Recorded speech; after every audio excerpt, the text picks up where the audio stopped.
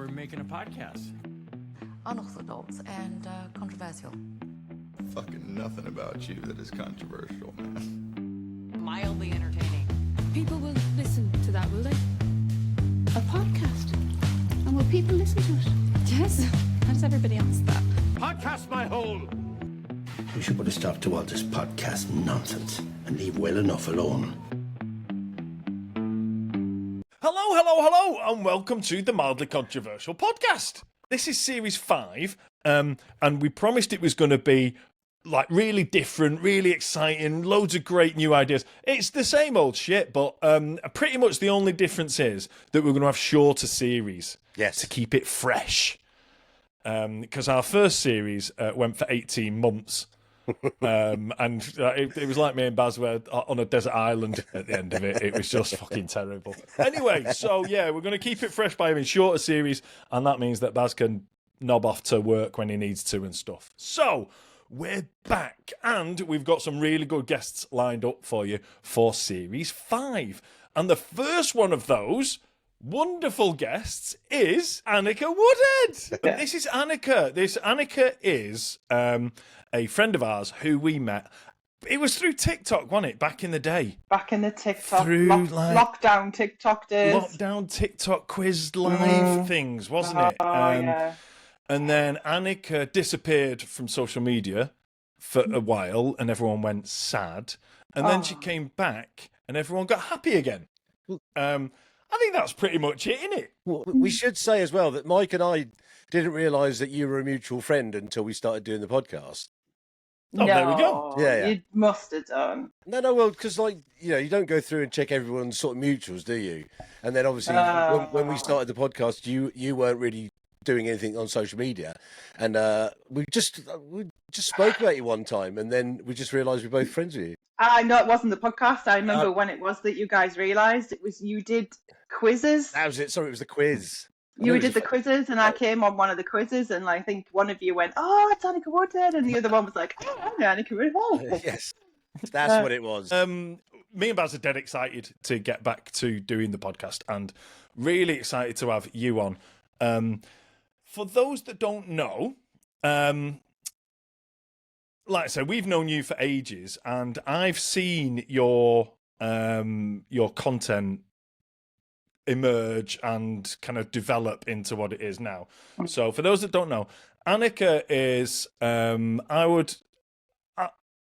have my go at describing it, and then you do it properly, right? But Anneka does some amazing content based on mental health, and you have anxiety and agoraphobia, correct? I mean, there might be a list of all other stuff like that. Sorry, say that again. Panic disorder. Panic disorder, sorry. Panic disorder is like the main thing, and then a symptom, if you will, of the panic disorder is the agoraphobia. Because that's the really not that, just like the other bit is boring, but that bit's really interesting. Do you know what I mean? But that I see your content, and I see you again, for those that don't know and don't see Anneka's content, you'll occasionally take us on a walk out of your house, and obviously having agoraphobia, walking out your house is a very difficult and a challenging thing to do. Yeah. But you take us with you, and I love it because it feels like you're kind of showing us what that part of your life is like. But it also feels like we're helping you a little bit. Yes. I was just going to say, it's like selfishly, it's kind of like my support in doing it, because what I feel like I'm talking, even though I'm just like, I think there has been a point when I was doing it, and my brain just went, because your brain just like cruel thing that puts like really cruel thoughts into your head, and just like one day it's like, there's no one there, right? And then I was like, oh shit, I'm alone, no, I have a panic attack. But yeah, usually it's like it's that, like, it's kind of like support for me to like have somebody to talk to, if you will, while I'm doing it, because what I'm actually doing is what we call exposure therapy. And so it's exposing yourself to the feeling. I'm glad you finished that sentence. Yeah. Actually, it was just. It's supposed to say it's just exposing yourself. Yeah, because you were like, oh no, No, it's like I do a got totally arrested for that different thing. once. I didn't know it was therapy. Well, we've started calling it therapy now when we do it. Yeah. Okay. And then we get away with it. So yeah, exposing yourself to the feeling, to the thing that your brain, that part of your brain, has essentially deemed as being dangerous now. So that's why I kind of did it. But I also wanted to do it. That was like the selfish kind of side of it. But I also wanted to do it and share it on social media. Was because initially I was only doing it for like a group of people that we all have the same thing, and we know each other, and we have like a WhatsApp group, and I was doing it like with them. And then I started sharing it on Instagram because I was like, I need people to know that if there's people there who are like me, I want them to know that they're not on their own. Because that was like initially when this whole thing started back in 2023. That was the hardest thing for me. Was just like, I never heard of what's going on for me. I've never heard of this. I don't know what it is, and I don't know anybody who hadn't heard of anybody. I didn't know anybody who was going through what I was going through, and it was so scary and so lonely, such a lonely place to be. And you've got like friends and family who are trying to like support you and help you, but unless you've experienced it, you cannot understand it. So I have a question for you, Anneka. So you say it started out in 2023. Was it like a gradual thing, or was it like literally an overnight change in you? Do you know what? At the time, it was literally not even overnight. It was like bang on a motorway, and all of a sudden, I've got panic disorder. That's how quick it was. It was fucking terrifying. Excuse my French. It was. You're okay on this podcast. Yeah, I Don't just worry realised who I was apologising to there. You can even say. Oh, that's my mum not listening to this then.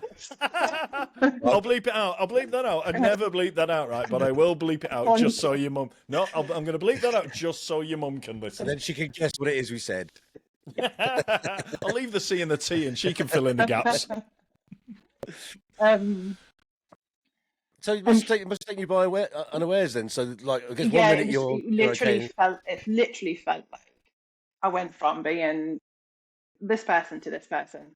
But like with, retrospectively, like being and kind of like as time has gone on, it's being able to look back and go, yeah, I can see what was happening there. I can see there were signs of that, but I wouldn't really have known them. But, I had panic attacks in my life, but it had never had a lasting effect. It had just been like, oh shit, that was scary. But then I'd moved on from it and carried on my life. But I'd literally had a panic attack on the motorway, on the way to Hull. Well, do it. You know what I mean?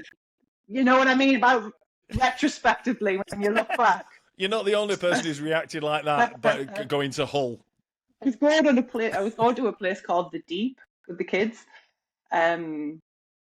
which now just feels so symbolic.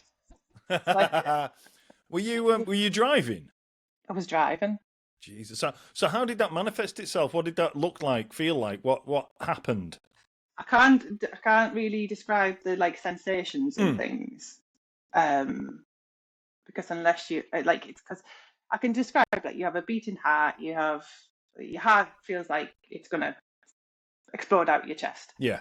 But I think for me that it's you have all these physical symptoms. You have this big rush of adrenaline. If you don't know what it is when it happens, it's like, what the hell is happening to my body right now? So you have this big rush of adrenaline. It just, for me, like just goes all down your arms and all into your legs. And then all of a sudden you like can't feel your legs or your arms driving on the motorway.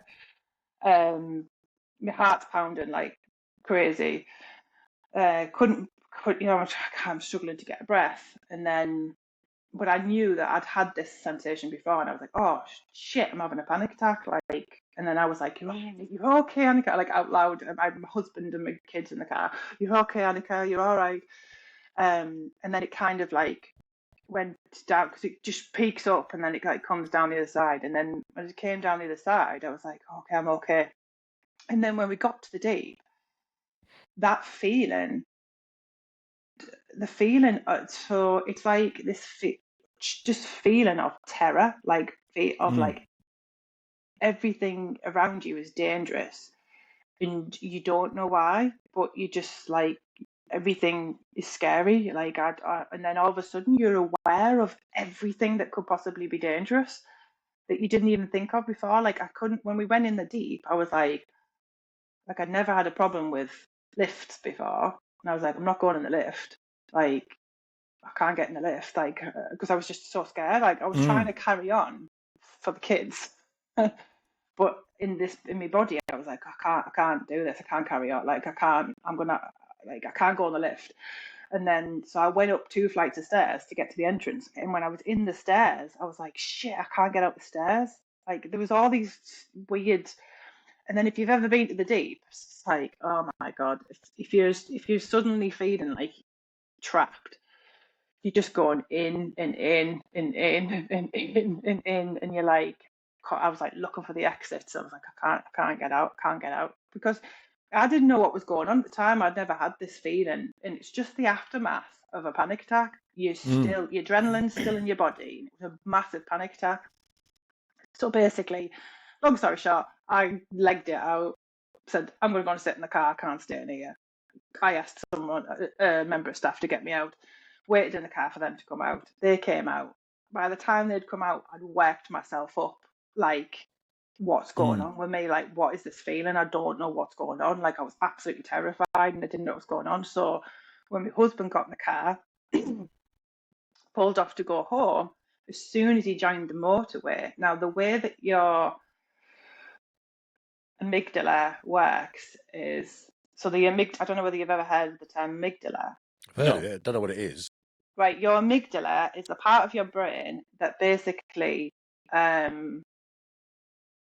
controls your fight or flight, your fear response, and danger. It's basically there to keep you alive. Unfortunately, mine's very, very, very keen on keeping me alive. So I don't know why.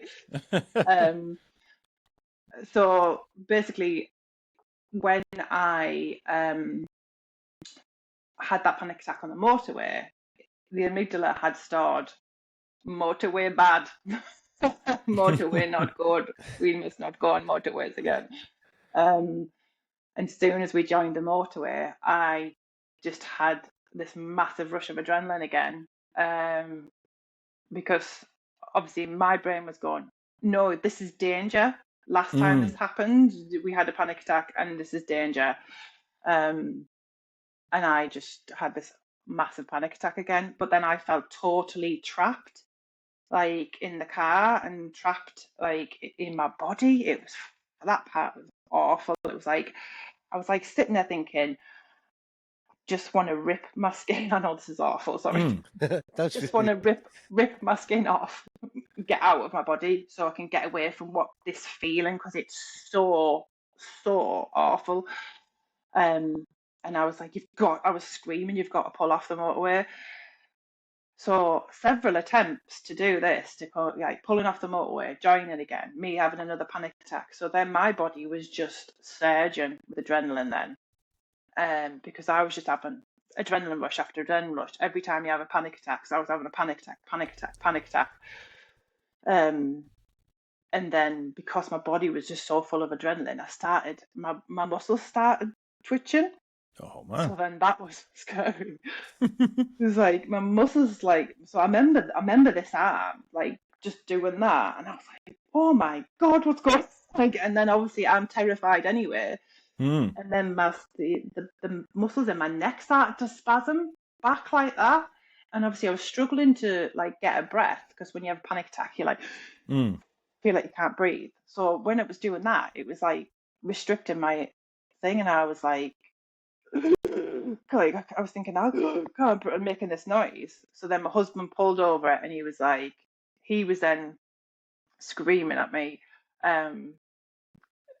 just breathe, you're okay, just breathe. So obviously our kids are in the back, and God. my eldest, who was I think 8 at the time, he was just absolutely distraught, because all he was hearing was his dad telling his mummy, just breathe. So he thinks I'm dying. I have to say, my other child was on his tablet and completely unaware of what was going on. Didn't even notice. Didn't even look up. Didn't even look up. It was on Roblox. So I was technically dying. Tablet. He's too busy. Too busy. So I could literally, you wouldn't even look up if I was dying. You wouldn't. And then, so he took me. So he had a look, quick look. What was the nearest hospital? Took me straight to the hospital. And they did checks. I couldn't even walk because my legs had just gone by that point. So he had to wheel me in a wheelchair, which was more drama for the 8-year-old, because it just was very dramatic for him. And my so they wheeled me into the hospital, and then I got all the tests done, and they obviously come back, you're absolutely fine. And then they use the lovely term, you've just had a panic attack. And you're like, going to punch you in the face. I haven't just had a panic attack. What I've had should not be prefaced by the word just. So they gave me some diazepam, which is like a relaxant, muscle relaxant, but it is used it's used for anxiety, so as well. So they gave me couple of tablets of diazepam. That did calm me down a bit, but then I was like, we need to get home. And I literally just, the whole journey home, had my eyes closed, my hands in my ears so that I couldn't hear or see any, and just focus on my breathing. And I was having like little panic attacks away on the way home. And by the time I got home, I don't even remember the evening, to be honest. Like, when I think back to it now, it's like, I don't remember getting home. I don't remember kids going to bed. I don't remember going to bed. I just remember waking up the next day and waking up and thinking, thank God yesterday was over. But it was just the beginning, because I got up, and as I was walking around, I was like, I feel that feeling again that I had when I was at the deep, like that really something isn't right feeling in my body, and I can't describe it. It's like, something's not right, and it's like if you were walking through a dark wood that somebody said this is a haunted wood, by the way, and you were walking through the wood at night on your own, and you would just be like, shit, like looking around, like, oh God, I need to get out of this wood. That's the feeling, and It was just there. And I was like, oh, I need to get out of the house. I can't be dealing with this. So I got the kids in the car, and I tried to walk out the house, and I just couldn't do it. Just had a panic attack straight away. So is this where it begins now, at the front door? Like, that's where it began. When I attempted to go outside and just had this like immediate panic attack, I was just like, right, shit, something's not right here. And then for over the next, like, I don't know whether it was 2 or 3 weeks, it felt like a year. It was only a couple of weeks, but I was having 20 to 30 panic attacks a day. Jesus. My body was exhausted. It I was was gonna like yeah. I was a mess. And I did make some attempts to start going out again after that, but I was like, I would get so far and then I would have like a really big panic attack. And then I was like, oh no, it's happening again. And I didn't understand it enough and I didn't have enough help professionally. I had to do a lot of research and then found people on Instagram and then I found people who had written books and so I read a lot of books about it and then yeah, that's basically where I've got more the help that I've gotten is just through what I've sourced myself. I just need to keep doing what I'm doing and trying my best to do these exposures and allowing, because you're exposing yourself to the feeling. It's the feeling of it's being comfortable with the uncomfortable. I remember seeing one of the videos you did. You were out walking, you got to a point and were saying, I can feel it coming now. And you kind of took a deep breath and you talked to yourself and you just said, it's okay to feel like this. I know this is coming.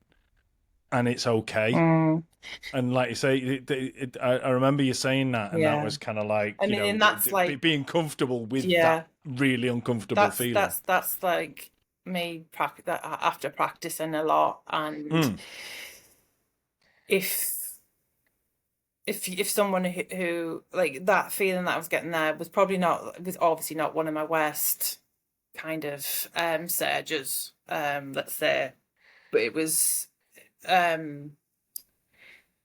But it looks like I've watched the videos back and I'm thinking, fucking hell, I look so calm. I think that is not what's going on the inside. I manage it so well on the outside. It's incredible, and I think that's probably been my downfall as well because, like, people don't realize how bad it is.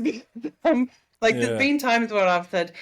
It's happened and something's happened and I've had like panic and I've said to my mum afterwards, I'm like, oh my God, that gate, like I had a total panic attack there, and my mum's like, what? I didn't even did you? You looked absolutely fine. And I'm like, oh, even my mum can't see that I'm having like what's going on inside. So I think I hide it really, really well. That's what they say, like it's being comfortable with the discomfort. It's being because I hate the word discomfort because it makes it sound like, oh, I'm a little bit uncomfortable. It's quite mild. Oh, this chair's a bit uncomfortable. Do you know what I mean? It's not discomfort. It's more than that. But it's being like able to be in that feeling and manage everything that's going on and allowing that to be there and accepting that it's there and it will pass on its own. It's when you start to fight it and start to react to it, that's when it gets worse, which is what I was doing in that car that day. I was like, oh shit, oh crap, oh no, like, and then you're piling fear on top of fear on top of fear. Panic disorder and agoraphobia is basically having a fear of the fear. I'm going to make an observation. This is mainly for our American listeners because we have a few of them. You're from, we can tell you're from the northeast of England, which is like famously an area where like you're supposed to be tough. From that part of England. Do you find that, like, because in that region, there's other people that have said, almost said to you, look, just fucking pull yourself together? No, because I don't live in the northeast anymore. Oh, okay. Escaped. I live in a lovely little town, and everyone's lovely, and I don't think anyone would ever be that rude to me. But what I do find is I understand where you come from. I find that I meet people, I speak to people who just can't get it. And I get it, and I was- get that they don't get it, because you can't unless you're feeling like, unless you've been through it, or unless it's really hard to get your head around. And I get that, because it was hard for me to get my head around it when it was happening to me. And if I had, I would think, oh God, if someone like me had approached me with this before it happened to me, and I didn't know what it was, I'd be like, what are you fucking on about? Like, what? No,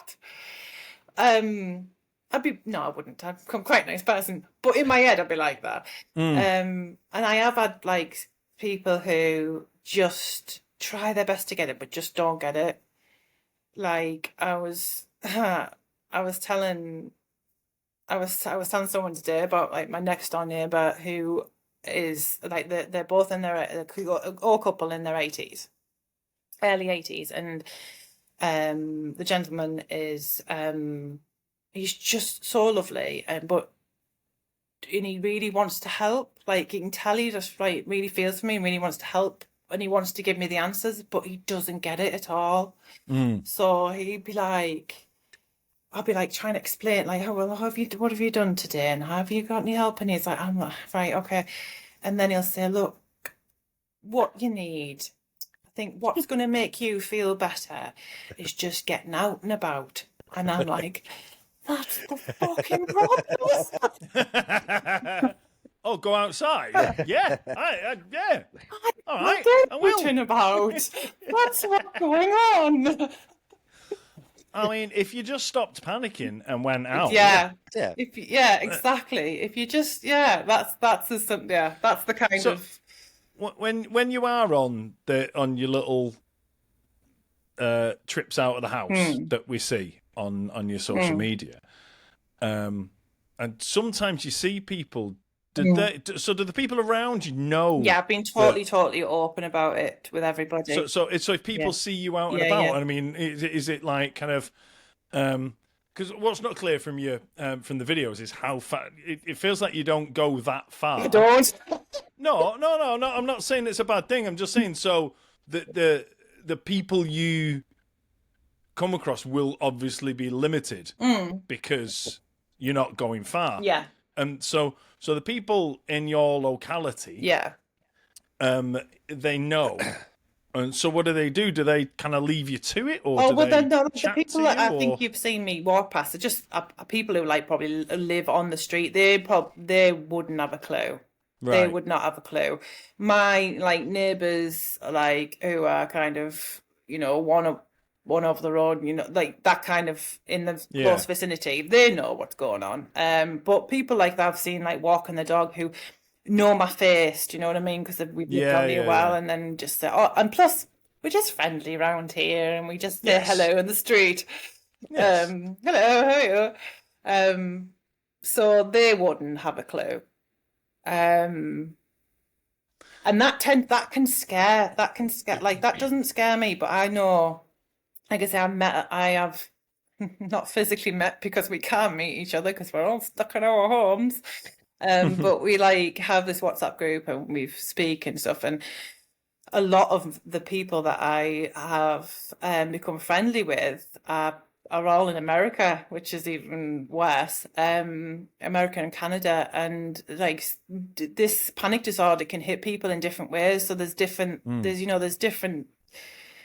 Like some of them would be absolutely petrified by somebody stopping and speaking to them, because then what that could bring on a panic attack, things like that. Whereas for me, it's like a good distraction, and I love speaking to people, and it makes me feel like me again. So it does affect people in different ways. There is no quick fix. This is going to be a hard, slow recovery. But we'll just one step at a time. I've just got to keep going. Within the panic disorder community, are there quacks? That's what I want to do. Are there any strange people that have come up with like, here's what I suggest you do? Because like in most sports, there are some sort of like weird some weird cures that people suggest for all manner of things. So do you know what the frustrating thing is? Like you'll get, especially because now, you know, like with algorithms and stuff like that, like my phone is fully aware that I have a panic disorder now, and it's very keen to remind me of that every time I use my phone.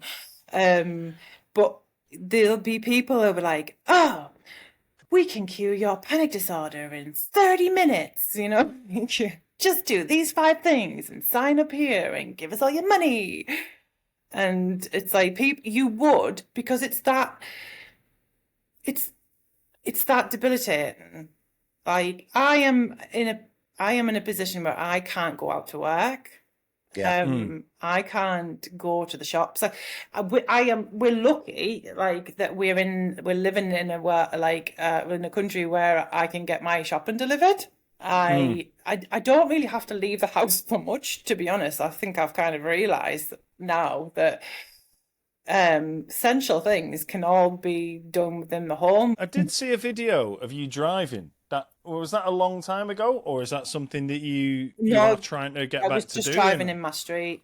So that's another thing, is I had to expose myself to being back in the car as well. Yeah. It is a matter of retraining your brain and retraining that primitive part of your brain that basically is the survival part, that you are safe, that these things that it thinks that aren't safe are, and you've got to expose yourself to those things. Basically, when you have that panic, you do not run. You have to stay there, and until the panic dissipates, and then you decide that I'm going to walk back now, or I'm going to do this now, and it basically, that part of your brain goes, oh, so that wasn't dangerous. Oh, okay. And then the more you do it, it goes, yeah, like we keep telling her, we keep pressing the alarm, but she doesn't run, or she doesn't go back to safety. So, maybe it isn't dangerous, then we'll just, we just won't let her know next time. So that's basically that's how mine talks. I love you playing the voice in your own head there. I enjoyed that. That was like the, what's that, that Pixar film? Is it a Pixar film? Oh, Inside Out. Inside Out. That was like Inside Out, but there was a little northeast lady in there. She was like, it's not dangerous. Yeah. Mine are all Geordies in my head. Yeah, it's a fucking nightmare. So, going back to the now and the social media. Yeah. Like I say, I think when I see it, I love watching it, because I think that it feels, because one of the things when you know someone and you care about someone and they're going through mental health problems, you desperately want to help, but you quite often don't know how, and most of the time there isn't a way you can help. So what I love about your social media is that that's the way I feel like I am helping, because, like, you know, when you say when you go out, you're talking to me when I'm watching it. Yeah. I feel like by you talking to me, then I am helping. I'm making you feel better, because I'm taking your mind off it, and I'm there with you, and I'm supporting you on that. So that kind of, I know, you know, you were saying like you're saying it from a selfish point of view from yours. When I watch it from a selfish point of view from my point of view, I feel like I'm helping. I watch your video and I go, oh, I'm glad I helped her there. Do you know what I mean? But it's not. I take comfort because I know. I mean, we haven't physically met, but you know, we've known each other for a while, and you know, I care about you, and I want you to come through this. So little things like that, I just think, oh, maybe I and everybody else who watched it helped a little bit there. Yeah. So I think, like I say, from your social media, there's that.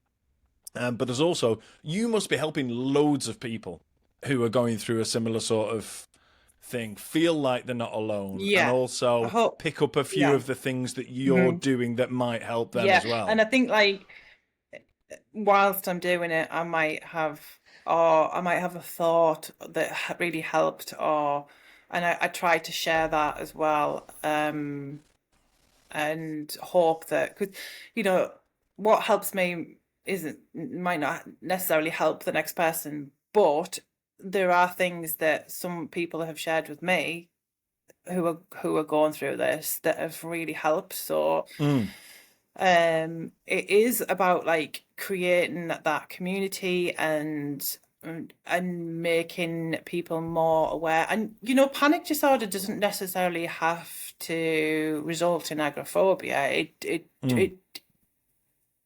It's very likely that it will because of the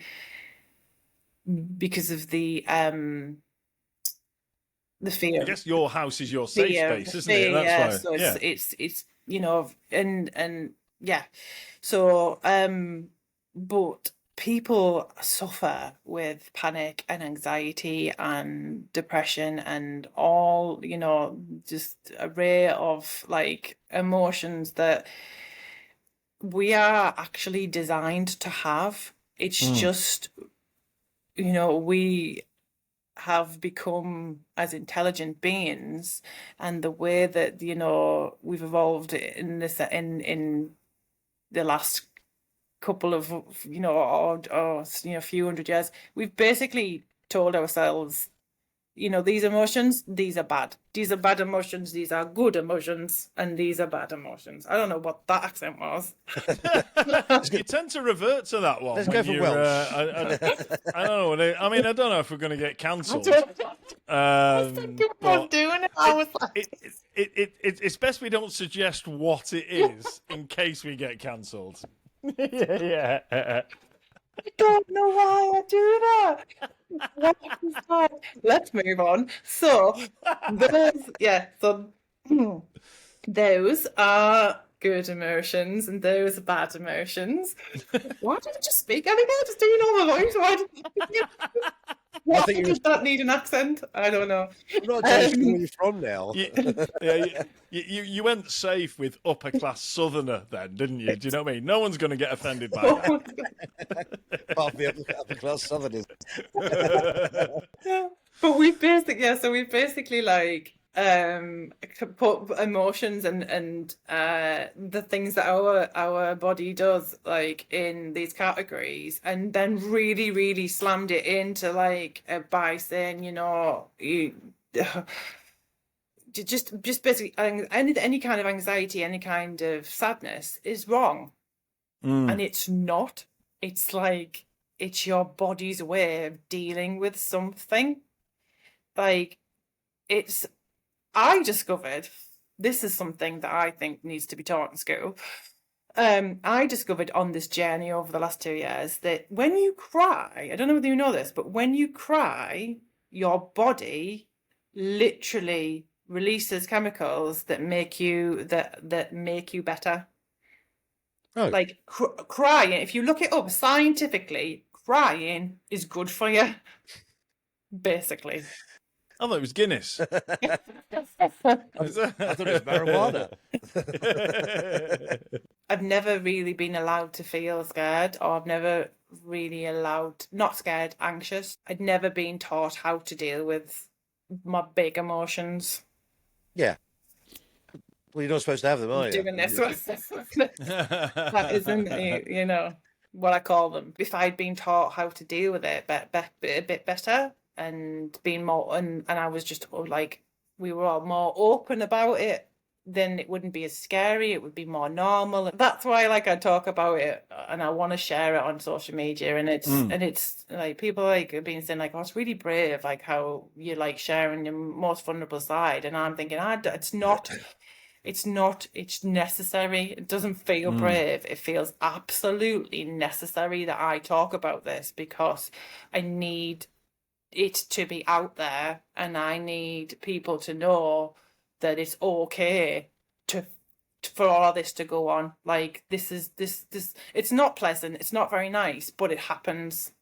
Myself and Mike have spoken about this on the podcast before, that I think more and more people now are sort of talking and using the term mental health in a kind of a knowing, you know, a much more kind of knowing way where they weren't before. So I think, you know, and like as you said earlier, it's not something you can see in somebody, but I think when you get people that kind of understanding that it's just because you can't see it doesn't mean someone's not, you know, not well. And I Yeah. think that's probably a more positive thing that people are coming into now in terms of, like as you said, there's a lot of people because they can't see what's wrong with you. Sorry, I shouldn't say what's wrong with you, but because they can't see, it's not like a Can't see if broken you're arm. suffering, yeah. People just, I think, but more and more people now are in a position where they're willing to kind of think, to listen to what's going on and probably, to help that way as well. I think women are a lot more open about it than men still, but it seems like men are becoming a lot more open about that kind of thing as well now, and I think that's fantastic because it's like you were saying there, Baz, that you can't see it in somebody, and then all of a sudden they're not here anymore. Yeah. No, you're like, what? I couldn't even tell there was anything wrong. Like, what's happened? And that's because, we're not talking about it. Like, we're not feeling like we can, or it seems like it's perceived as a weakness, or that's what I want to kind of get rid of. That it's not weakness, it's not wrong, it's not bad, it's not good, it's not bad, it's just human. And that's one of the reasons we wanted to talk about it on here, is that it's you're right, it's not a taboo thing. It's not something you should shy away from talking about. And it also doesn't, I mean, we've had a lot of laughs on the way in this, we've laughed and joked about a lot of stuff on the way here, and your social media is it's kind of, it's not, if people haven't seen Anneka's social media, go and look her up. What's your @ on Instagram? Anneka Panicker. Anneka Panicker. Anneka Panicker. That is the best thing I've ever heard in my entire life, by the way. You're in my phone as Anneka Panicker now. I love it. So, but that is another thing that illustrates that it's a really, really serious subject, but your social media isn't all doom and gloom. There's a light side to it, and I hope that's come through in this as well. We've made light-hearted quips about it. It doesn't stop it being a really serious subject. No. It just means that if we treat it like other things in our life and other conversations where we would throw in a little quip and have a little laugh, then it makes it part of normal life. We've joked about, we've been a bit, because it isn't, like, the panic disorder isn't who I am. It's something that I'm suffering with right now. But who I am, even though I've actually called myself Anneka Panicker. I mean, it's too good not to, really, isn't it? You can't, miss. You can't. I think if I didn't, and someone... What will I call myself on Instagram? My name's Anneka, and I've got panic disorder. I just don't... There's nothing coming to mind, to be honest. But yeah, if people search Anneka Panicker on, which not only is a funny thing, it's really fun to say as well. So if people search Anneka Panicker, they will see you on Instagram. I also have a website as well. Oh, go on then. AnnekaPanicker.co.uk. All right. Yeah. Okay. So I've just started it, and I've shot a few blogs out there, and I'm kind of going to use that in the future. I'm going to try and put some resources on there for people like with panic disorder and agoraphobia. Eventually. That's awesome. Yeah, that is awesome. I love that. A lot of these things are just like, making the best of what of a situation, and like I say, us being able to come along kind of virtually along the journey with you is awesome, and also you helping other people. So if you could do that through your website, annekapanicker.co.uk, then that's awesome. But when I was on social media, I was on Instagram because I posted on Instagram today. Yeah. For the first time, apparently, since Christmas Eve. I only posted because someone paid me to. But anyway, while I was there, I saw that you celebrated a birthday. Was that last week, or was it earlier this week? It was last Monday. Last Monday. I won't embarrass Baz by guessing your age. Anneka celebrated her 40th birthday on Monday last. I did read it. It's... I looked, so when people said, clearly you made a joke of it and there was 40 balloons and like a 40th mug and a 40th birthday, but were you showered with people saying, "Oh, you look amazing," or "You don't look 40," and or were you like, "I thought you were going to say 50"? I don't even know if it's that's worse. Yeah, no one's gone, "Oh shit, how do you politely say you're only just turning 40? Yeah. I think they went, "Yeah, that's about right." Well, I think you look much younger than 40. I was massively surprised and shocked. Right, well, listen, we've got to the point now where the Mildly Controversial podcast... I think it's time we heard some mildly controversial opinions from Anneka Panicker. I forgot we did this. Yeah. But, oh shit, yeah, that's the thing, isn't it? I was just chatting away thinking, Anneka's ranting on about panic disorder. So I let it all that out. Anyway, we're only going to use it from here onwards. Thanks for you did that, Mike. All that other stuff was quite sad. I literally forgot what we did. Oh, brilliant!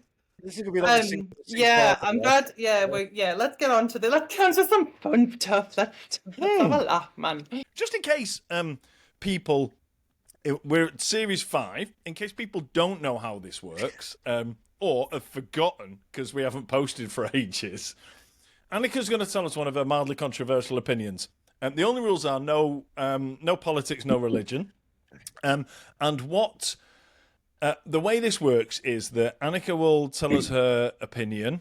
We will have a conversation about it, and then Baz and I will decide whether it is rubber stamped as being an official adopted mildly controversial opinion of our podcast, or whether we reject it and we refuse to endorse things. So there is a bit of a jeopardy in that. Baz and I will decide whether we endorse it or we reject it. Can I guess Anneka's first one? Is it going to the shops? It's massively overrated. Well, do you know what? I was thinking about like things that I don't like. Things that I don't like that other people probably like, and I was thinking, you know what? I'm going to have to think back. Oh, I had panic outside because I can't just list all the things that are outside my house. Things that are overrated. Everything beyond the end of my street. Yeah, within like It's fuck all there anyway. What's the point? Oh dear. Right then. The first one.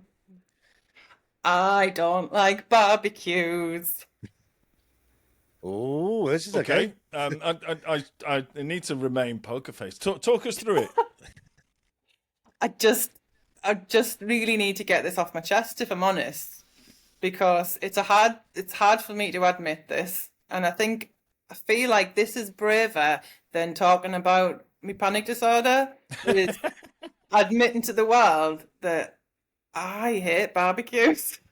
Well, what is it about barbecues that you hate? Apart from the outdoors thing. I just think they're pointless. I feel like we've evolved as humans. We got ourselves to a really good point in that we came indoors, and we technology evolved, and we now have cookers, and we can cook inside. So let's do that. Right, so Anneka, I should warn you in this process, like, it doesn't matter what my opinion is, whatever Mike says goes. So let me get in there first. That's not true at all, Baz. That's not true. I mean, it is, but in a less obvious way than that. We both have a discussion, and there's only 2 of us, and it's my podcast, so I have the casting vote. But it's not just... That's what I meant. You took a massive shortcut to what actually happened there, Baz. So it's not just the outdoor-indoor thing, although that does get on my nerves, because I think it's barbecues probably in this country. I think that's probably what the problem is, because they're always crap, and then also like it's too much meat. It's like, that's too much meat. If I said, come round my house and I'll make you a meal, and you sat on my table and I brought you a plate of 3 sausages, 2 burgers, a lamb chop, a big chicken breast, and it was like, right, cups up. What time do I come round? That sounds fucking brilliant. It's called a mixed grill. I'm all over it. I'm on my way round. I'm booking my flights now. I'm going to weigh in first. So, barbecues are one of those things. For me personally, I'm not very good at being the cook on a barbecue. Whenever I have a barbecue here, I tend to involve one of my mates who is very good at it. And so when other people come to my house for a barbecue, I end up doing absolutely fuck all because it gets done by other people. Because I'm admittedly not very good at barbecuing. And also, I think it's I kind of agree with you. I've never thought about it before, but you do go to the shop, and if you've got, say, because you should invite a certain number of people to a barbecue, but you always overcater, don't you? So, you always have, a tray of 24 sausages when there's 6 people around. Yeah. I've never thought about it until you said that, about the amount of meat that does get put on a barbecue. Too much meat. Too much meat. I've only been back eating meat for 2 years, so I've literally eaten all of that, in a day now.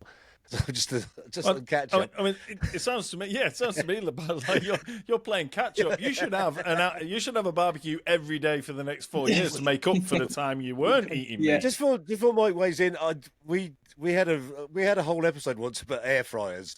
So me and Mike are like air fryer advocates on here, but I think the barbecuing it's nice to go to someone else's house. Having it around your own house is the worst ever for me because I don't like it. I like going to someone else's where you just wander by and you pick up what you want. Yeah, because cleaning up the barbecue afterwards, if you've got a one that's not disposable or anything, what a nightmare! It's greasy and it's just so annoying. I just find it really irritating. Like when people say we're gonna have a barbecue, I'm like, oh God, okay.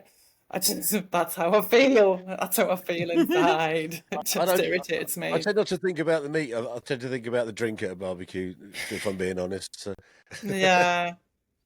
Mike, what do we reckon about barbecues? I think you're quite a good barbecuer. Well, look, this isn't going to take long. She's talking fucking nonsense. There's too much meat. I knew that this wasn't going to go. I could see it in your... Too much meat is not a thing. It's just not, all right? It's an impossibility. There can't be too much. I love the fact you were like, if you came round to my house and I served you this, you were like... I started salivating. Like, What else are you gonna cook me? No, see, read the room. It was just like no. It was like that was never gonna swing it. I was like, that sounds actually really nice because I get to come and sit in your house with you, and we can have a nice chat whilst I'm eating all this meat. In my meat. head at the time, it was like, this sounds really sensible. But as I started, I was like, oh my God. Like, know your audience. This isn't. Definitely trying to sell it to the wrong person. Yeah. No, I love barbecues, and one of the weird things is though, and I think this is quite a common thing, is that I don't cook very often at home. I can cook, I just don't. No, that's not saying I won't. It's just my wife does the cooking, and I enjoy her cooking, and she cooks for all the family, and so that's kind of the way it is. But she never barbecues. So if we ever have a barbecue, it's not even a conversation on who's going to be doing the cooking. It's me. Yeah.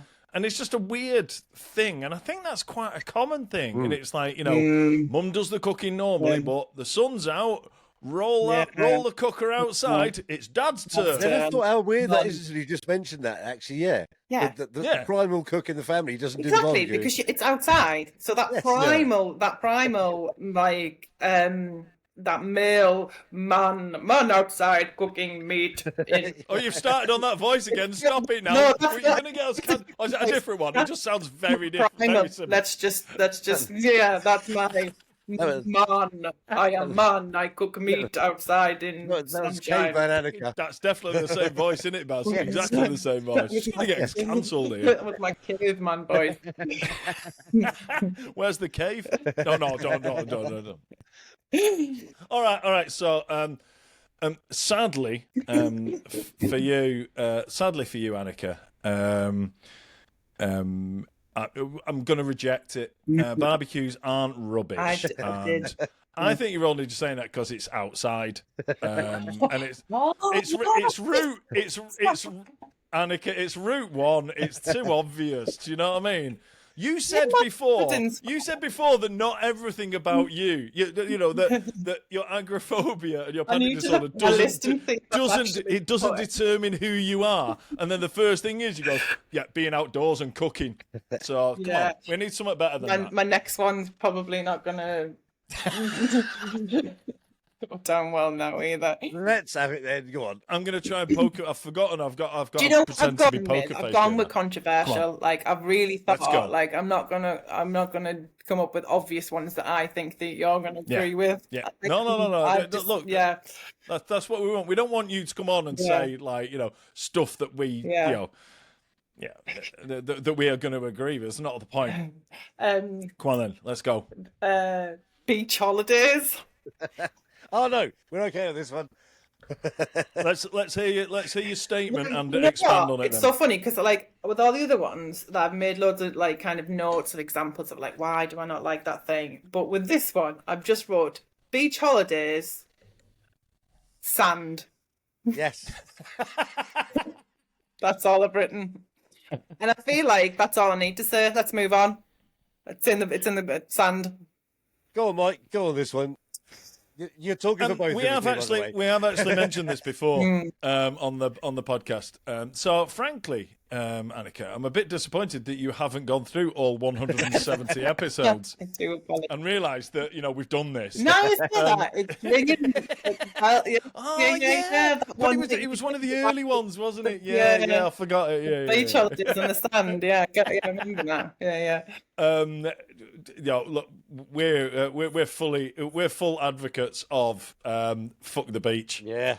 There's just no point. I just can't be arsed with it. I can't be arsed with it. No, and it's just like, look, you go on holiday, you go to a hotel, you've got a nice lounger by the pool, and you've got a bar there. Yes. Why are you going? Why are you packing all your shit stuff into a bag? Yeah. Walk all the way down to a beach to get covered in sand. Covered in sand in places that it really shouldn't be. You think it's bad, and then you have children, and then are you talking about life or beach holidays? Because it works for both. Yeah. I could probably like that sentence would work for like anything in life, wouldn't it? You think it's bad, children.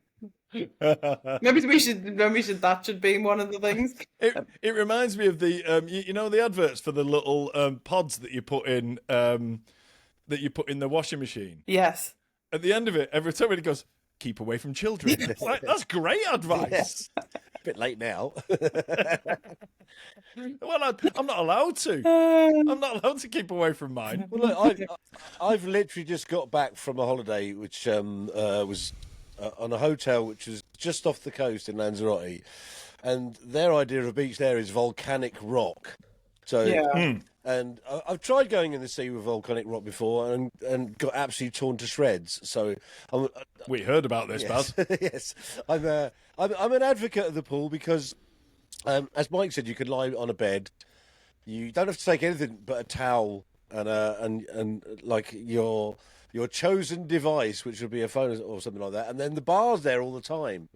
Whereas on a beach, and then you're not bringing the sand back with you. Yeah, on your body, in all cracks, all of your children and all of their cracks, and then all in your bags, and then it's like, and it gets like, and it's in like in your, you ever get it in like your phone, like in the little gaps in your phone, and I get really pissed off because it's like it's taunting me. It's like I've got it off everywhere, but then there's like a little grain of sand just in a crack of my phone.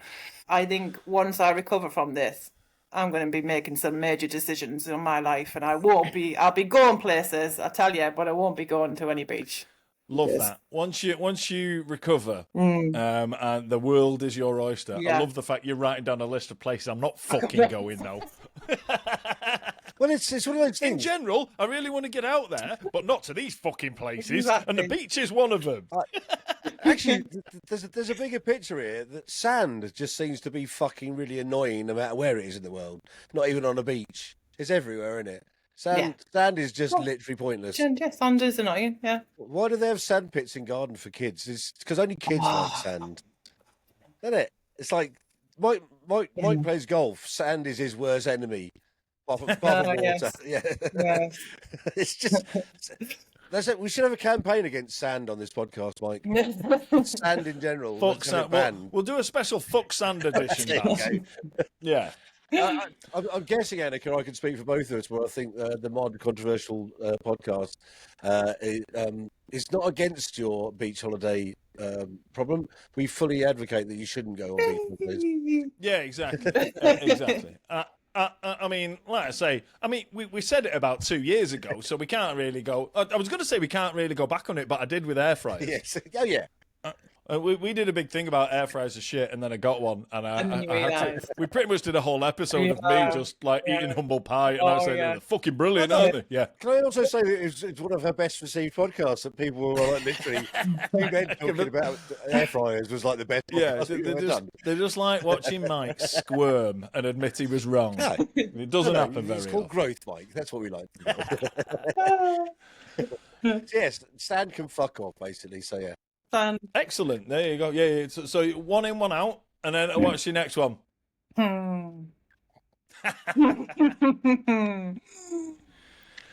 Football. Oh, okay. So, go on then. I'll give you your moment. Right. The reason I pick football is because whenever I watch football, there are only ever two emotions that I'm feeling, okay? There's only ever one of these two emotions that I'm feeling. I'm either really bored or really fucking stressed out. There's no other alternative to those two feelings. That's it. So why are you stressed out watching football? Because you watch the England games and it just absolutely, like, I cannot sit and watch an England game without it just, I don't know, it just really stresses me out. It's like, this is really anxious, isn't it? And then it's in the World Cup, and now we're in the semi-final. I can't go up. Oh my God. Not the semi-final. I can't go up. This is too much. And then penalties. Oh no, God, no, this is too much. And then I decide, well, I like football now. I think it seems, I got really into it, and then even though I was really stressed out, and then I watch normal football, and I'm like, oh, that's boring. Right, boring. So board meetings where someone declares something. I'm a Spurs supporter, so I'm out of this conversation. I'll leave it to my friend Mike to carry on. Listen, football is one of my passions and one of the things that connects me and my son. So we're always watching football together. I'm always watching him play football and stuff. So I can't support the motion that football is shit. I just can't, because it means a lot to me. I just said it either made me bored or stressed. Yeah, but I embrace this. Feel comfortable with being uncomfortable when you're stressed watching the football. I can't remember who taught me that, but so a wise woman once said to me, "Be comfortable." Really wise. She is. Yeah, I can't remember who it was. I mean, God bless you for saying it, because you knew you weren't going to get anywhere. I knew that wasn't going to go. But I appreciate just wanted to share my feelings on it. I appreciate the conversation with it. You and I have both been fans of Anneka since a long, long time ago. Fans of Anneka. No. I'm a Panicker. Yeah. Oh no! Don't start that. I mean, that sounds all kinds of wrong, doesn't it? Sound like. It sounds like something that you can get, and like, you know what I mean? I think it sounds like something you could buy to treat what something you got. can get. Yeah. Just put some Panicker on it; it'll be fine. Yeah, I'm about to try that on as well. I might be a Fanica. No, I'm not. No, in fairness, we've spoken about you like in the past before you agreed to come on the podcast, and I don't know what it is about you, but we've always, myself and Mike have been fans of yours for a long, long time. So to finally get you on the podcast and for you to genuinely be as fucking lovely as you are has been. No, honestly, I'm not.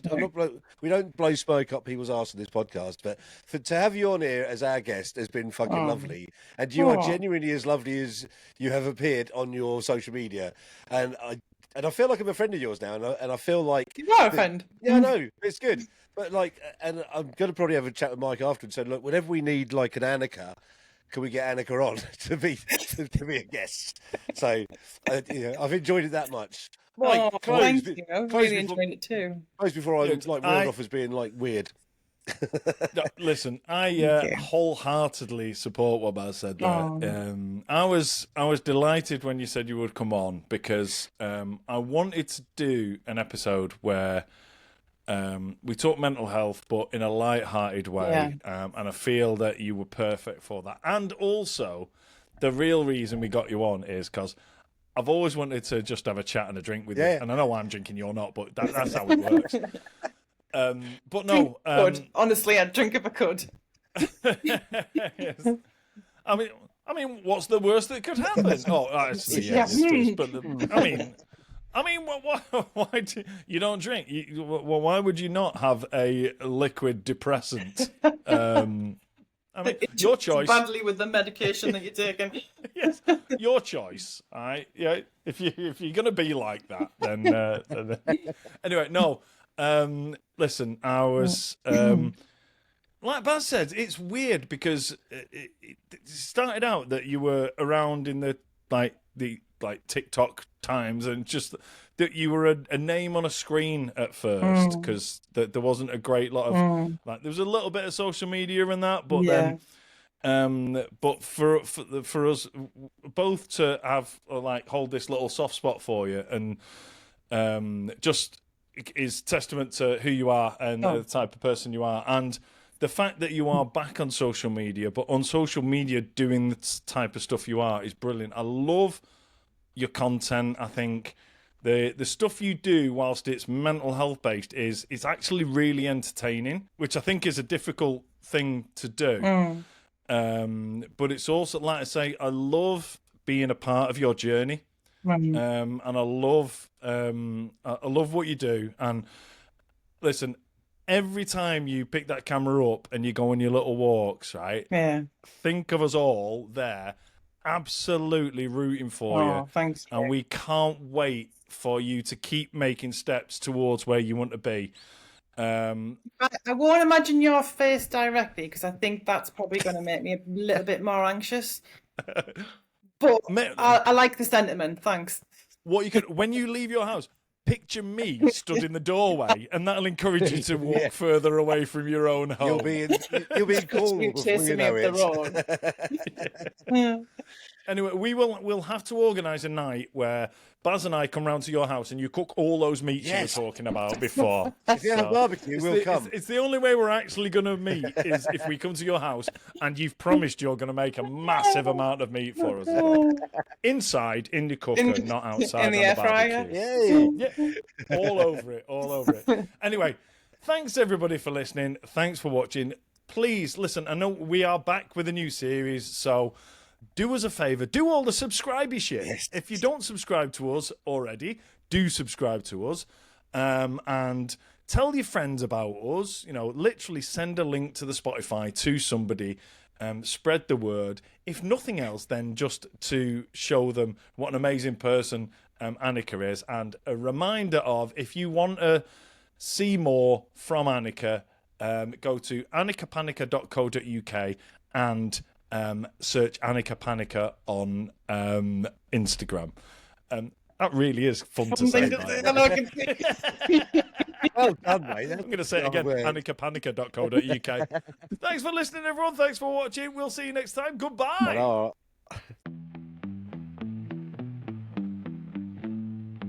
We should put a stop to all this podcast nonsense